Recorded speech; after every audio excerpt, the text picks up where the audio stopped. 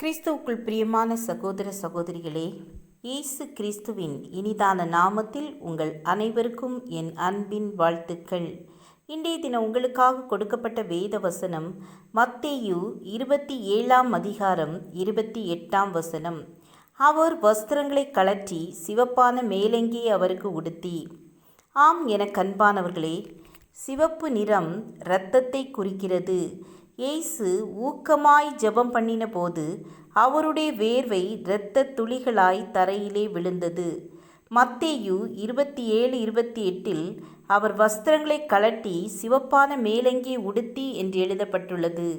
ஆம், நமக்காக இயேசு அடிக்கப்பட்டார், இரத்தம் சிந்தினார். சிலுவையில் அறையப்படும் முன்பு அவருடைய வஸ்திரங்களை கழட்டிவிட்டு சிவப்பான மேலங்கி அவருக்கு உடுத்தினார்கள். சிவப்பு நிறம் இயேசுவின் பாடு மரணத்தை குறிக்கிறது. அவர் நமக்காக சிந்தின இரத்தத்தை குறிக்கிறது. நம்மை அவருடைய இரத்தத்தால் கழுவி சுத்திகரித்து பரிசுத்தப்படுத்துகிறார். சங்கீதம் 51:14 தேவனே, என்னை இரட்சிக்கும் தேவனே, இரத்த பழிகளுக்கு என்னை நீங்களாக்கி விடும் என்று தாவீது சொல்கிறார்.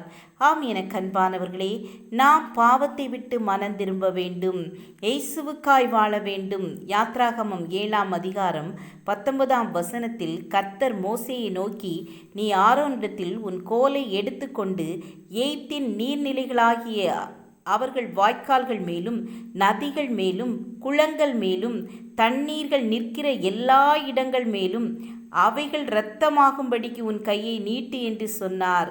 ஆரோன் கையை நீட்டின உடனே தண்ணீர் இரத்தமாக மாறிற்று.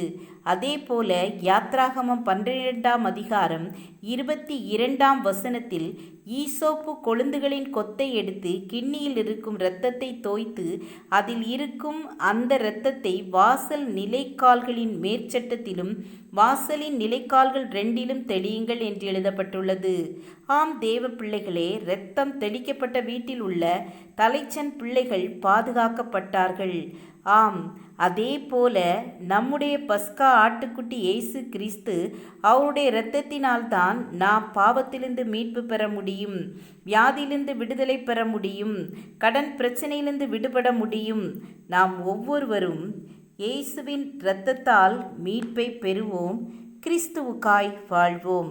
ஜெபம் செய்வோம்.